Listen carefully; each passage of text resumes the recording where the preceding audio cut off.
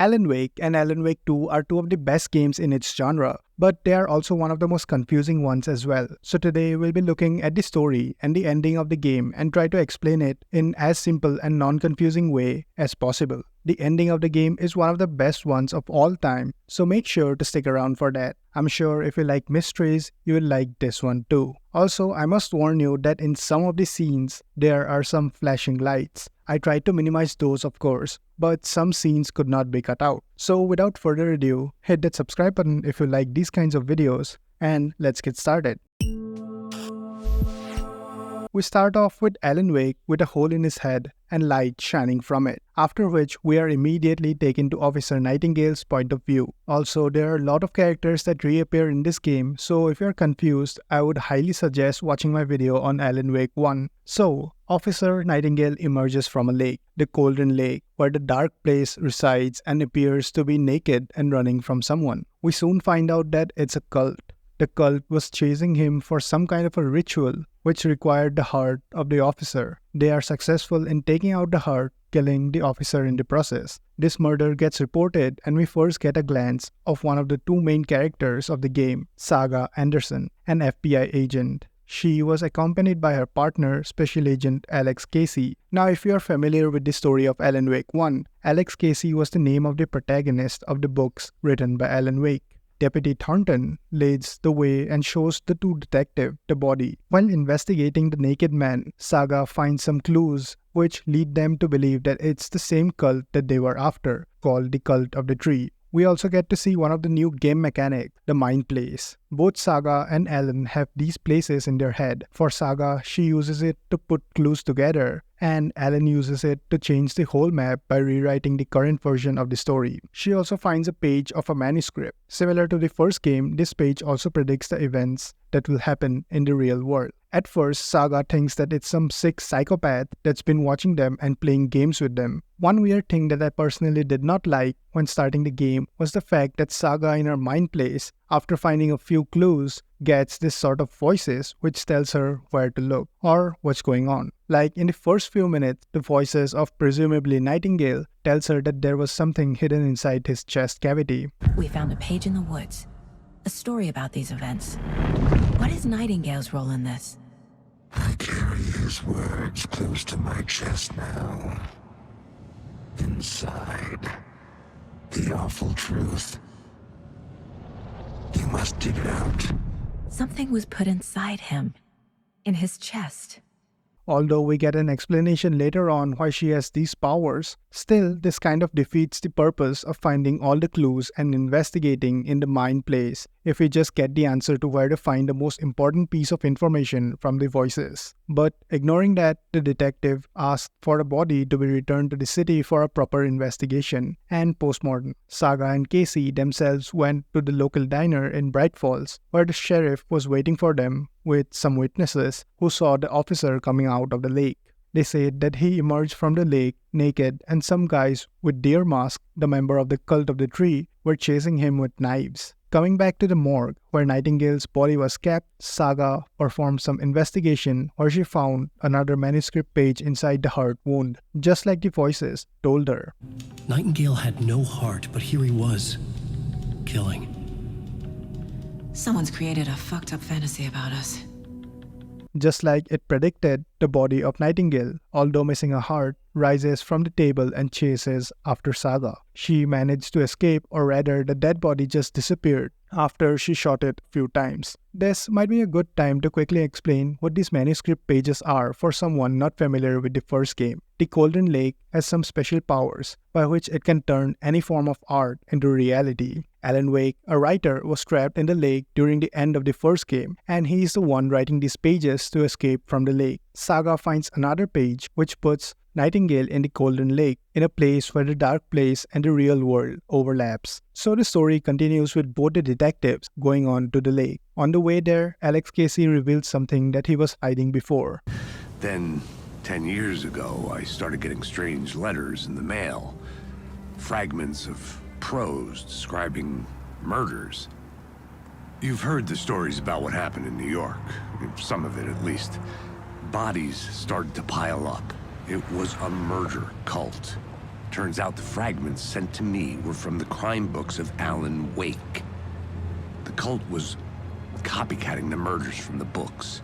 In their heads, they were performing a ritual to bring Wake back. Their imagined prophet. After that case, I started looking into Wake's disappearance on the side. He knew about the cult and Alan Wake. Arriving back to the lake, Saga finds out about the overlap and the rituals she needs to perform to open the portal with the help of more of the manuscript pages. She opens it and inside finds Nightingale. They get into a fight and Saga finally manages to defeat him by shining her flashlight and then shooting him with a gun. After defeating the monster, she comes face to face with Alan Wake. He tells her that there is danger in Golden Lake and also mentions the dark presence. Immediately after, she finds herself as well as Alan on the shore of the lake. It seems like Alan was finally free. He finally escaped, but he was not happy. The detectives took Alan back for questioning. They learned about his new book called Return. This was the sequel to The Departure, which Alan wrote in the first game, through which he was able to defeat the Dark Presence and bring Alice back to the real world. This is where the story gets a little confusing. While answering the detectives, we are transported to the memories of Alan, where he remembers about being in a talk show hosted by Mr. Dorr when he was in the dark place. It's a strange show where he was invited to talk about his new book called Initiation, which, surprise surprise, Alan has no memory of writing. We also get to see Alan's version of the Mind Place. Here he stores all the different notes about the story he was writing. He also can use this board to change the scene or the plot, which changes the map in the game, allowing us to explore more. He goes to another one of these talk shows where they show a short trailer, an adaptation of one of Alan's book. It mentions a lamp shaped like an angel. My only clue was a table lamp, shaped like an angel. The only thing to shed light on this sordid mystery.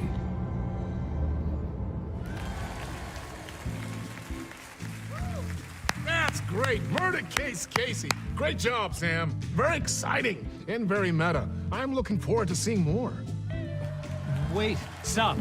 What was that about a writer? About a lamp? This is important as when we find the lamp, we get to know that it has similar properties to the clicker in the original Alan Wake. In this case, we are able to transfer light from one place to another, making new pathways to progress through the story and add more complexity to the puzzles in the game. In these memories of Alan, he was at a rundown New York City. There was no one but Alan Wake and the Shadow People, also called the Taken. He gets a call from a familiar voice, which Alan seemed to have forgotten. The voice on the other side of the line asks Alan to visit the Caldera station. On his way, he meets Alex Casey, who was investigating a series of murders by a cult, matching the story that Casey told Saga in the car. In this version, however, Casey was killed, and we obtained the infamous flashlight and gun from him. After reaching the station, he finds an echo. These echoes are what Alan needs to find inspiration for his story. He can use this in his mind place to rewrite the scene. Making our way through the tunnels, we see many echoes, which shows people discussing the murder cult who thinks that Alan Wake was their messiah, and the cultists were following the murders that Alan Wake wrote about in his book. They also speak about a fake identity that Alan uses to order the cult known as Scratch. This name becomes important later on in the story, so keep that in mind. Further into his journey, he reaches what seems to be the ritual ground of the cultists. He tried to escape, defeating many of the Takens, but he met the Dark Presence on his way. It appeared as a gust of wind trying to swallow Alan. He makes a run for it, barely making it into the light where the Dark Presence could not enter. He then makes his way through to the murder site of Officer Nightingale. For a moment, he could see the real world, and in it, he saw Saga Anderson. This was the same meeting we see with Saga, where she meets with Alan after defeating the monster. This event also changes the scenery outside the station. He goes inside the Parliament Tower, his home before the events of Alan Wake 1, where he lived with Alice. Someone was waiting for him. When we enter the building and reach our floor, we find Alice's video camera. It had a small recording of her saying what she felt before and after the events of Golden Lake. But recently, she was being haunted by someone who looked exactly like Alan. This is the introduction of Scratch. Scratch is an interesting character in the game. It's the evil personification of Alan Wake that's been given a physical form and the ability to act on its own by the Dark Presence. And so Scratch has made it its mission to hunt down Alan Wake and make his life miserable. After watching the video, we end right back to the writer's room where current Alan finds past Alan shot in the head with a bullet. Coming back to the real world, Saga and Alex Casey questions Alan about the clicker, the device which has the power to stop the dark presence. Alan tells her that the cult of the tree has it and she needs to find it before Scratch. With the help of more of the manuscript pages, Saga finds herself in a trailer park where she finds the key to the trailer in the coffee shop. Shooting some of the bad guys, she makes her way to where the clicker was. But Thornton and Mulligan, deputy sheriff of Bright Falls, were turned into the Taken and took the clicker before she could get her hands on it. They took it to another overlap, just like the one where Saga fought Nightingale. She solves a puzzle which lets her go into the overlap. There, just like before, she needed to kill both Thornton and Mulligan to get the clicker. She also gets in contact with Alan again, but it was strange because he was already out but still talks about escaping. This makes it seem like this was Alan from the past trying to contact Saga and helping her to stop the dark presence. We head back to Alan's side of the story. He is back again in his writer's room. It was as if he was stuck in the loop, trying to escape but failing and going back to the start only to repeat the process. But this time, he remembers. He remembers the events of the past try. Going back into the TV show begins one of my best parts of the game, the musical that explains the story till now. Unfortunately, I won't be able to show you the full musical, but it serves as a quick reminder. Although this entire scene did not serve any purpose than to provide a recap and give the player his items like the flashlight and the lamp in the most interesting way possible, it was still a great moment. He gets another phone call from the mysterious man. It tells him that the manuscript, Return, was the key to it all. It's the key to their escape. He tells Alan to visit the Ocean View Hotel. Scratch was the evil doppelganger of Alan created by the dark presence, and he was changing the story that Alan was writing, making it so that Alan could never escape. He was the one who was making the changes to make the story a horror one, with all the killing and gore. Upon reaching the hotel and arriving at room number 665, he is met with Tom Zane, or Thomas Zane, the poet and the one who helped us in the first game. He was also stuck in the dark place, just like Alan. He said that there was another murder right there in the hotel. So Alan goes to find out and get inspiration for his story to get out of the place. The murder itself was a clever one. There was a play that was scheduled in that hotel. The woman that got murdered was playing the lead role. The killer knew about her and only joined the play to kill her. And in the middle of the play, he murdered her in plain sight and no one even knew about it until it was too late. Everyone thought that it was part of the play. She was staying in room 108, where the murder happened. The set of the final scene, right. The devil comes, an unstoppable force crashing through the hotel through each scene, executed with devastating mastery, and all leading up to him meeting his muse. It turns out he knew her. He'd only joined the play to get to her. To murder her. Right when the memory ended, Alan was again chased by the dark presence. He escapes and goes to the room of the murder, room 108. There he finds the body and again he has a brief talk with Saga Anderson. It's you again. The FBI agent. Saga Anderson. I'm closer now. I can feel it. You helped me get closer to escaping. Wake? Are I still trapped? The clicker. We can... You know about the clicker? It can help us. I destroyed the dark presence with it last time. You can help. You can find it. You must find it. I can get it to you. I have to understand. Did you write the story? Alice is in danger. I have to stop Scratch. I have to find Return. I need to get back to my apartment. I'm writing a story to get through. Initiation. It's the only way. The story. You can do that. You can write out...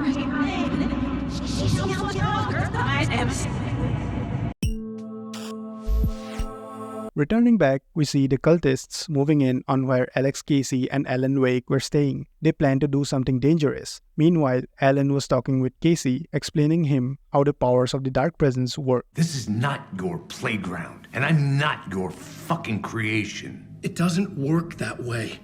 You can't make something out of nothing, even in the dark place where the rules hardly apply. It's very complicated to make fiction come true.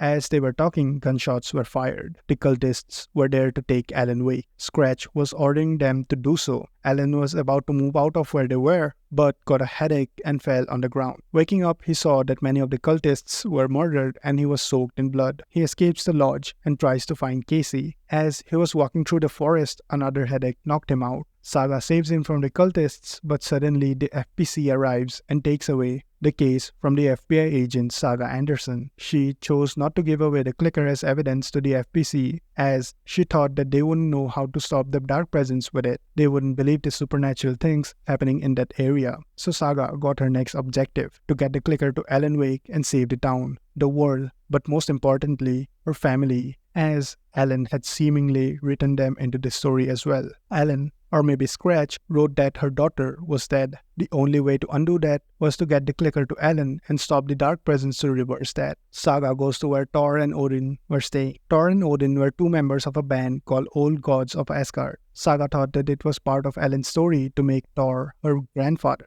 All three of them shared the same last name, Anderson. She finds out that they were in some kind of trouble. Odin is badly injured and Thor is missing. But this time, when Saga visits her mind place to find out what happened, she meets Odin there. She can connect with him inside her mind place. We learn that she, along with Andersons, are seers and all of them have this power. Finding Thor was the next objective for Saga. She wanted answers and Thor was the one who could give it to her. But Thor was missing. She searches for him in the medical ward. She finds out that Thor had been taken over by the darkness and dragged him to the overlap in the lake. She found out that Cynthia Weaver had also been taken over by the darkness. If you played the first game or watched my previous video, you would know that Cynthia Weaver knew Thomas Zane and also helped Alan defeat the dark presence for the first time. Unfortunately, in this part, she had been taken over and we had to kill her in order to save Thor. After saving Thor, we go into our mind place to talk with Thor in private. There he answers the question about who he was, about the story. You said you were my grandfather. If that's true, why wasn't I told about you?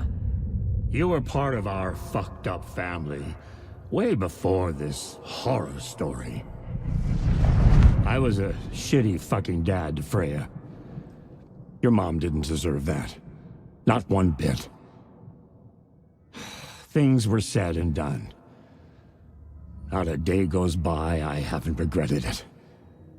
Saga asked whether she could finish the madness with the clicker, to which Thor replied that she could use it with the help of Alan after he rewrites the story. With this in mind, she heads to the sheriff's office to talk to Alan, even though the FPC has him for criminal charges. It turns out that the FPC knew about the darkness, about the dark presence. They were trying to study it to defend against it. Unfortunately, the Taken got to them and most of the officers were either killed or turned. Saga meets with Agent Estevez, the head of the team for FPC sent to find Alan. She was injured and was hiding. Saga went to the morgue to bring back light and find Alan. Unfortunately, it was not Alan, it was Scratch, trying to steal the clicker from Saga. She fights Scratch and after turning on the lights in the parking area, Scratch could not handle it and escapes. In her mind place, Saga finds out that Wake was still trapped in the dark place. Wake is still trapped in the dark place. Maybe he always was. Coming back to Alan Wake's story, we go into the writer's room. He finally saw the full manuscript of Return, the book that Scratch was writing, in which the dark presence escapes the Golden Lake and into the real world. Alan had to stop it. He made some changes. All the redacted lines and the new lines in the pages that we can see are written by the real Alan trying to fix the story, trying to keep the dark presence inside. But before he could undo all of Scratch's work, Scratch came into the room and shot Alan, making the loop where Alan would return back to the writer's room with most of his memories about the previous journey fading away. We met up with Thomas Zane again inside his film. We held him hostage and asked about Scratch. Zane said that Alan had given up on writing a story that would take them both out of the dark place. So Zane had no choice but to help Scratch, who said that he can write them out of that place. But Scratch betrayed Zane and left with the manuscript all by himself. But we were inside the film of Zane, and he had the power in that realm. He tried to escape, but we were faster and shot him in the head. After this, Alan sets up on a new journey to find Poet's Cinema, the new murder site. When searching for it, we get a small clip on a TV where Alan from the past was in panic that all the Return stories he had written were not working. Then he remembers he cannot write Return without initiation. I can't get it. Return. I was writing Return. times and it always fails. It fails. I'm doing something wrong. I forget. What's wrong? Is there something wrong with me? Am I wrong somehow? Or am I missing something? Skipping over some vital beat? Alright, I have to write. Sure, of course. I mean, that's a given. That's a given. I wrote departure, that word. Now we're fine. Maybe there's a missing step before return. What's between departure and return? The tasks, the challenge, the lesson, initiation. Yeah, I haven't written that. To master this place, to set things up. Can't go to return before initiation. That's right, that feels right. Initiation. I have to write initiation. When Alan finds the murder scene, he is able to contact Saga again. He told her that Scratch was the one who wrote Return. Listen, I've been tricked. Scratch wrote Returned. I tried to fix the story, but he stopped me before I reached the end. He has it now. It's the key to escape. What do you mean, escape? You're a Scratch. I need to stop him. I need to stop him before he gets out. He's after Alice. I'm still trapped, but I'm making progress. I wrote you in to be the story's hero. Scratch made a horror story. I need to match the genre. It has to be dark, but the hero can break through, save her family, save us all. Save her family? Are you talking about my family? Yes, whatever you're doing, it's working. You just need to keep going. Did we become family in the horror story? Alan goes outside in the streets, where he again gets a phone call. He thought it would either be Zane or Scratch, but to his surprise, it was Alan. It was Alan from the future. He gives Alan another mission to put the photos of the clicker and the blue bullet that we found in a shoebox for Saga. This is where we find out that we were the ones that's been sending Saga all of those important pieces of information that she needed. The heart in the first murder site and the mask to perform the ritual. Alan had been helping Saga all along with the investigation. When we put the photos in the shoebox, we are transported to the Anderson side of the story. The final part of the story starts here. Saga Anderson, Agent Estevez, and Alex Casey head to the Cauldron Lake. Saga also calls for Thor and Odin, the old gods of Asgard, to perform a song for Alan to return from the lake. The forces of Saga Anderson were ready. Scratch has written Saga's family into the story, where Saga divorces her husband and then soon after, her daughter, Logan, drowns and dies in an accident. This never actually happened, but Cauldron Lake had the power to change reality, so Saga was determined to change it, and to do that, she had to bring back Alan Wake. He had to write a story that would end this horror, stop the dark presence. We start off with a banger of a song by the band. This song goes out to our favorite tortured writer. Let these sweet tunes guide you out of the darkness. It's called Dark Ocean Summoning. While they perform, we are tasked to keep the Takens away from them and the equipment. The overlap appears in front of Saga and she uses the clicker. But she is confused as Alan is nowhere to be found. We then move back to Alan Wake in the dark place. He moves inside the Parliament Tower, his house. There he finds the final recorded video of Alice. She was scared. She could not control Alan or Scratch anymore. I thought I could contain Alan in my photos, but I can't. The monster just keeps coming back. Every night.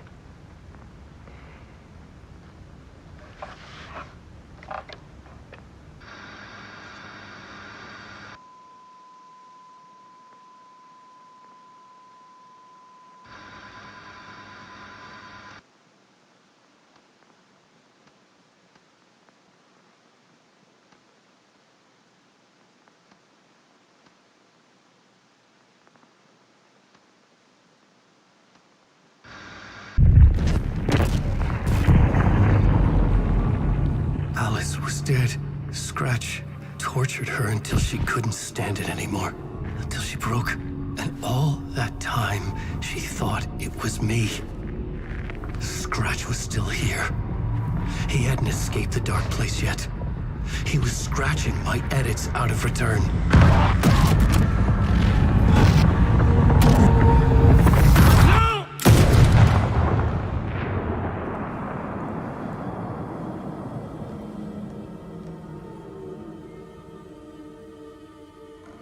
I had seen this before. This was not Scratch. This was me. Caught in a loop. I had stopped myself trying to fix the manuscript. I was the one haunting Alice. It was always me. I killed her. So Alan was Scratch all along. Scratch was Alan, with the dark presence inside him. This reveal was a great one for me and made the story so much better. When we come back to Saga's story, we found out that the ritual to bring back did work, but it worked in the past. After defeating Nightingale, Alan did not just appear out of the dark place. This ritual, this song that they perform and the clicker was the one that brought Alan back. But Alan was Scratch with the dark presence inside him, and so Saga and her team gets into a fight with him. Unfortunately, it ends badly for our heroes. The dark presence escapes the body of Alan and enters the body of Alex Casey and takes the clicker with him. He threw Saga into the lake, suggesting that she might be thrown into the dark place. The Andersons, Thor, and Odin went into the lake to find her, to bring her back. It's now up to Alan to stop Casey and the dark presence. Meanwhile, Casey and the dark presence enters Bright Falls, where they use the clicker to set itself free from its prison. It had taken me 13 years to get out. Now Alice was dead. Because of me. And I was gonna make that leap again, this time knowing the cost all too well.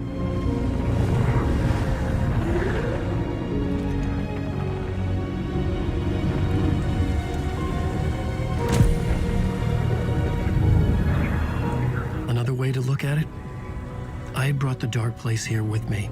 I never had gotten out. Maybe after this I finally could. It was a fool's hope. I had no choice. I had to do it.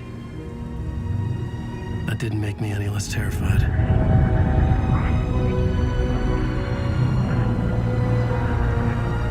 Fuck it. Inside, we find ourselves in the reality of Scratch's writing. Alan needed to rewrite the ending of Return. He finds the book and heads to his writer's room, the room where it all started. Saga and I were both at the center of this story. She was now my co-author. This was the beginning of the end. We were characters in a horror story, charging blindly towards the finale. We still didn't have everything we needed. This would not work without the clicker. We return to Saga's version, where she is trapped in her own mind place. When she opens the door, she stares into the darkness. She leaps forward and ends up in New York, the one Alan was trapped in. She also gets a phone call. The one on the other side tells Saga to find the photos underneath the statue in the shoebox, right where Alan left it. She also finds out about Mr. Dorr, the talk show host that Alan meets every time he writes a new version of the story. Just like the Andersons, the Doors have the power to walk between realities. When Saga reaches the statue, she finds the clicker and some sort of a blue light. Remember, the dark place had the power to turn art into reality? Well, the photographs of Alice was her art, and the photos of the clicker was turned into reality by the dark place. We go back to Saga's mind place and get in contact with Alan, where Saga and him decide how to end the story. They both were the writers and the heroes in it, but it was a horror story. You don't need to tell me this is a horror story. Right. The ending has to fit the genre if it's going to work. In a horror story, there are only victims and monsters. They decided on the ending. The ending will have to be dark, no matter what. The more people we save, the greater the cost, and the hero must pay the price. One of the heroes. The scales always need to balance. Fuck it. Let's go with this. Are you sure? There's no time for anything better. Scratch could be here any second. Then that's our ending. She meets with Alan. Alan finishes the story and Scratch comes to them. Alan invites the dark presence inside of him. The dark presence complied and Saga shot a shining blue bullet into his head. It looked like it was over. The dark presence was dead along with Alan. The hero paid the price, but was it really over?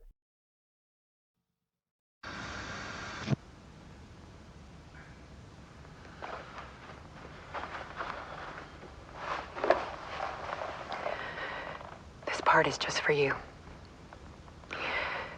After the haunting started, I got in touch with an organization that was still looking into what happened in Bright Falls.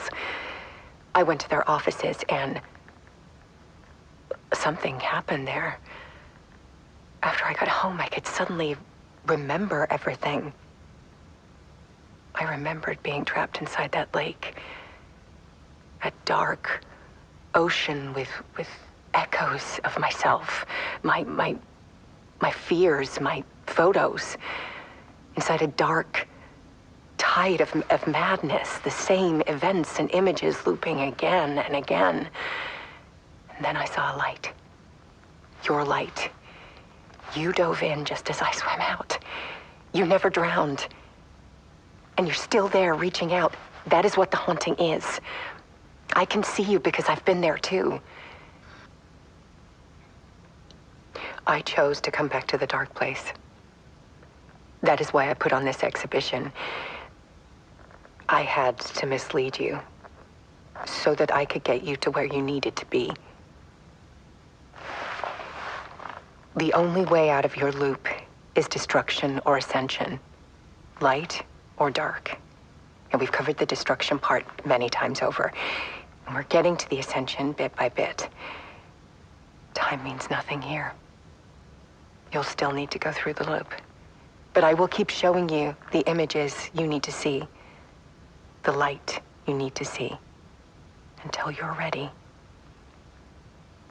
Alan, I think we're getting close.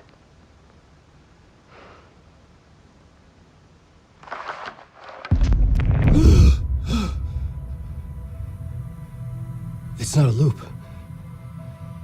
It's a spiral.